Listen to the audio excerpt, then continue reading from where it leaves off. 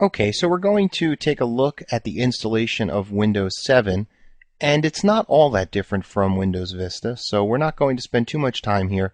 We're going to let it do its thing though, and we'll see some of the changes.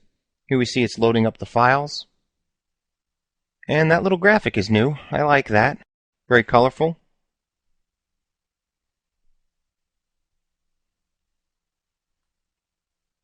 Here we see a familiar screen that we would see with Windows Vista as well. We're asked the language that we want to install Windows 7 in, the time and currency format, and the keyboard or input method. So these are fine. We'll hit Next. And then here we're asked if we want to install now, or if we look to the left there, we can repair our computer. Again, these are not new features. These are all available in Windows Vista as well. Then we're asked about the license agreement, so we want to accept the license agreement. And we're asked what type of installation we want. In this case, we don't have Windows Vista that we're installing over, so we're just going to do a custom install, which will install a new copy. And then we're asked about where we want to install it. In this case, we only have a disk that we've configured on this virtual server of 20 gigs. The basic minimum requirements are that you have at least that amount so that you can do the installation. In fact, as we see, the features here are pretty much the same in terms of installation that you would have with Windows Vista. Microsoft is also working really hard to ensure that the minimum requirements necessary to run Windows 7 are the same as they are in Windows Vista. And so even though some of the minimum requirements are not necessarily exactly correct, for example, some say 512 megabytes is the minimum requirement for RAM.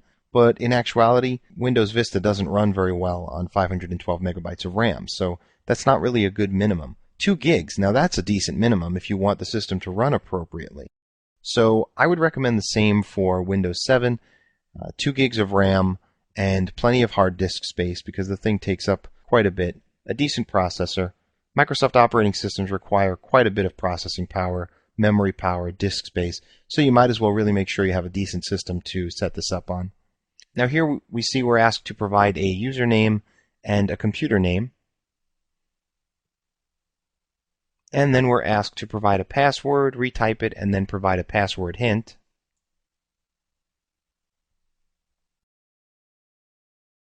Next, we have to establish our settings for Windows updates, and then set up our time zone.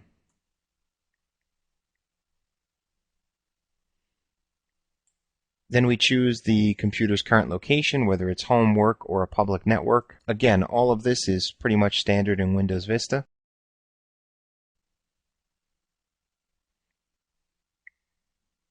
Now we're asked if we want to create a home group. Now this actually is new. As you can see, it says a home group links computers on your home network so that you can share pictures, music, videos, documents, and printers. What it really does is, in Windows 7, it provides you a single interface to accomplish the sharing of all of these different things. It's protected with a password, and so others can join the home group with that password. But don't worry if you don't write it down here. You can go into the home group applet when you have Windows 7 installed, and you'll be able to change that password or write it down if you didn't write it down at this point, and then others can join your home group, and it makes for a much easier method of sharing this information with other people in your home. So now we'll finish finalizing our settings.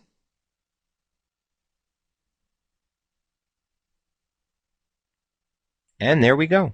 Welcome to Windows 7. Stay tuned for more, and I'll see you in the next lesson.